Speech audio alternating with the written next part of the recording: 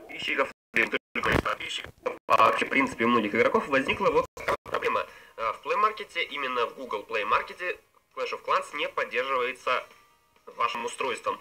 Это проблема Google Play Market. Для этого достаточно зайти в менеджер приложения. Он находится в настройках в разделе устройства и не нажать на непосредственно Play Market. Если у вас 5-й Android, то у вас должно быть все именно так. Если же нет, то точно так же заходите в настройки, где у вас там это находится. Тыкаете на Google Play, собственно, в менеджере приложений, и после этого находите вот такую вот простую графу под названием «Очистить кэш».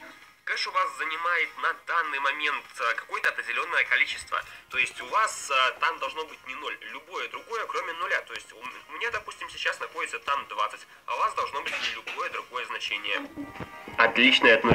После того, как в данном месте будет 0, а не какое-то другое число, отличное от 0, вы сможете без проблем зайти в свой Play Market и начать свой любимый Clash of Clans. Ну, на этом, собственно, все. Все, кто имели какие-либо проблемы, должны иметь возможность скачать данное приложение. Это именно после обновления какие-то проблемы именно с Play Market, с его кэшем. Ну и не знаю, в принципе, это проблема. Главное, что оно вот так вот лечится. Надеюсь, что я кому-то помог, и действительно это вернет их в игру в Clash of Clans непосредственно.